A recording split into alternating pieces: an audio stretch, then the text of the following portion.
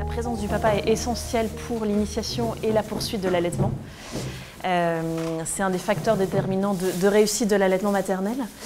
Et ça se comprend pour des choses déjà très simples, comme on a parlé Virginie. C'est vrai que quand le bébé, vous êtes en suite de couche, le bébé pleure énormément, la mère est épuisée et parfois il a juste besoin d'être porté.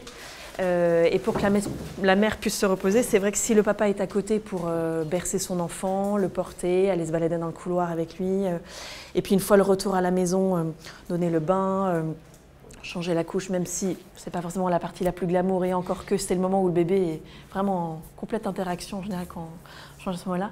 C'est vrai que le papa a vraiment toute sa place et peut vraiment aider sa femme. Il faut vraiment bien les intégrer dans ce trio mère, bébé, papa. Il est essentiel dans la poursuite de l'allaitement et dans l'accompagnement de sa femme. Et c'est vrai que aussi dans si vous donnez des cours de préparation à l'allaitement, pas hésiter à ce que le papa aille à ces séances-là où vous donnez toutes ces informations sur l'allaitement à la mère.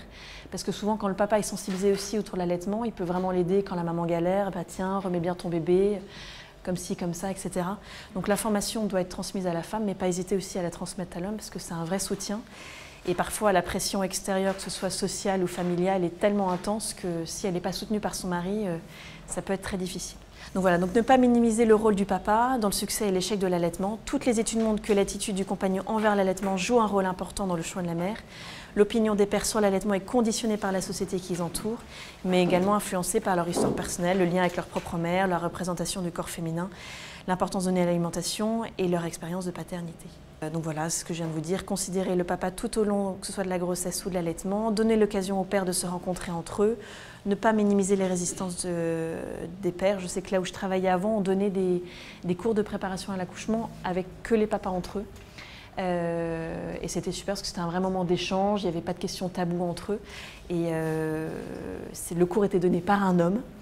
Et c'est vrai qu'ils sortaient de là ravis, avec beaucoup de réponses à leurs questions et pouvant ensuite aider leur femme une fois qu'ils rentraient à la maison.